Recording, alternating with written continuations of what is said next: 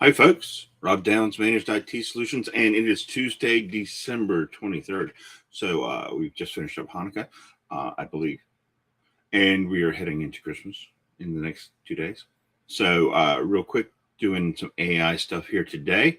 Um, I saw an interesting article the other day about AI and how people are using it. So we want to make sure that everybody, pardon me for just 1 second. Um, Everybody's got a good idea what they're doing with AI and what information they're getting from AI, right? So, need to talk about checking resource or sources, right, for AI. Lots of people will use AI to check for details, get information on subjects they don't know anything about, right? That's the whole purpose of it. It's kind of like a Google, except on steroids, unless you're using Gemini, which is definitely Google on steroids. So, uh, big thing though is what people need to realize, because I mean I use it daily too. There's a problem, right? A massive amount of what's posted now on the internet is AI generated itself. So AI is learning from other AI, which is not always a good thing, right? I think we've heard stories of what AI can do, and it's a little weird some days, right? It hallucinates. So um, means things can go sideways really quickly, where you get AI feeding AI, right? The problem is that AI doesn't really know things, right?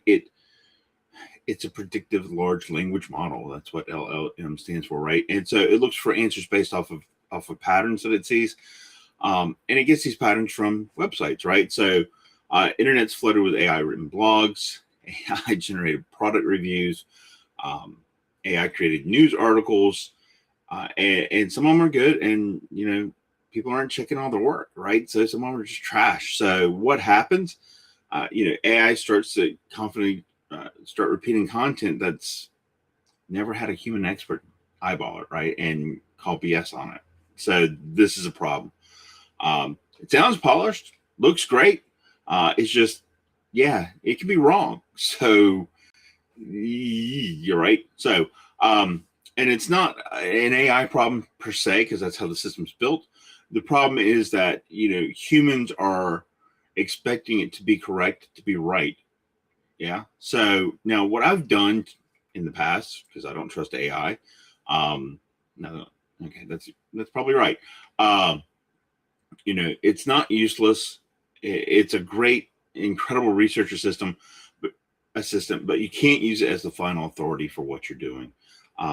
So here are a couple rules that I recommend everybody follow when using AI, right? So number one is, if AI gives you an answer, always ask you for the source. Always ask it for the source of where it's getting the information. And because AI is reading from AI now, you need to actually go and check the source and check who wrote it, right, or what wrote it. Sometimes, right? So if it comes from a government site, if it's a vendor documentation, if you're asking about something specific, or some recognized institutions, okay, you probably have a good chance that it's correct, right? But if it's a blog that you've never heard of, someplace that came into existence a month ago, yeah, you're going to want to be skeptical about it as a source, right? So, and sorry for the air quotes. I haven't done those in a while. Now I feel like a little bunny fish. Anyhow,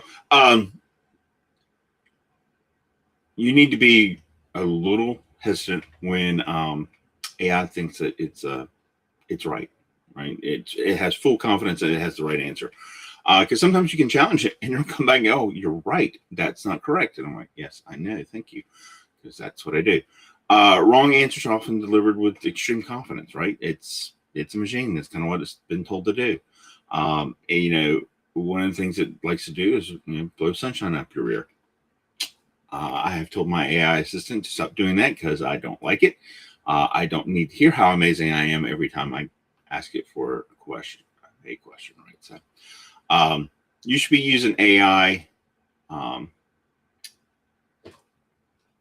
you should be using AI. That's the point, right? But you want to make sure that you're using AI to accelerate thinking and not replace it, right? And it's a great assistant, like I said. it is a terrible fact checker. So if you don't follow up with it, if you don't put some restrictions on it, it's kind of important, right? So I'm not here to smash AI or tell you don't use it. I use it all the time. I used it for this, but again, or for the script for today. But again, this is my field, AI, right, in cybersecurity and IT type stuff. So if it writes stuff, I can actually look at it and I know whether or not it's BS. Right now, if it gives me some specifics, government regulation, NIST 800 171 article, paragraph law article, whatever says this, I have to actually go check it. Right, I can't just take it word for it. Or if it gives me dates, specific dates, etc. My brain can only hold so much information. I probably do not have all the dates memorized across history. Well, actually, I guess I can technically say I know all the dates across history. Right, just make up a date. I don't know what happened specifically on that day in history. So there you go.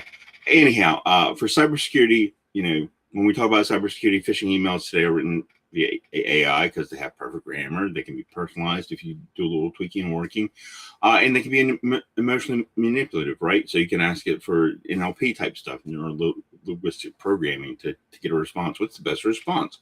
Or what's the best email I can get to elicit a response from my target? And this is the target, and this is what they do, and they've been at the company this long, blah, blah, blah, whatever. So, we're seeing lots of AI generated voice scams now, fake instructions, fake policies, fake how-to guidelines that introduce security holes. If you're an IT type person, or if you're worried about cybersecurity, and then, when attackers use AI and defenders don't verify, the attacker wins again. With cybersecurity, you have to be right every time. Bad guys don't have to be right once. So keep that in mind. And so, that's the brunt of what I want to get across today. As far as AI is concerned, the do's, the don'ts, the concerns. It's a great tool. Use it with caution.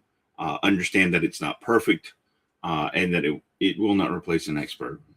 Maybe next year or the year after that, perhaps. But still, always check your sources if you're doing some research.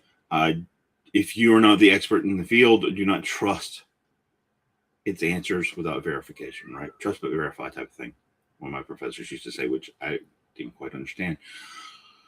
But so that's what I've got for the downer part. But it is the holidays. So if you are getting together with your family and you want to talk about AI and be a true nerd and geek, here's a couple things you can do to impress your family or to help show them what AI can do. And that's helpful, useful, and can be lots of fun, right? So one of the things you can do with AI is you grab your handy dandy phone or a scanned version of a photo, an old family photo, right? Because then you can take that family photo into AI and tell it to, restore this photo, remove the damage, remove the speckling, etc. And it will give you a great looking photo that looks like something that was taken recently, not something that was taken 80 years ago. So if you've got grandparents or parents who have old photos and they would love to see them better, this is a great trick. This is something AI excels at, right? So another thing you can do if you've got kids and you want to show them the power of AI, or their parents, you can take a kid's drawing and ask them to turn it into a polished illustration, right? So, depending on the skill level of your kid, maybe they are a budding Monet or Van Gogh, or Jackson Pollock. But I think most kids are budding Jackson Pollock, right? But yeah, you can ask AI to take the picture and make it more polished illustration. You can ask it for to put it in so it looks like a Pixar picture, type drawing, or you could do it Dr. Seuss or any other illustrations that you can think of artist wise, and it can turn that photo into something else, right? So some other things you can do with AI. One is you can take a couple bullet points from your grandparents or parents, family memory, and ask it to turn it into a short story, right? So that's a little bit more personal.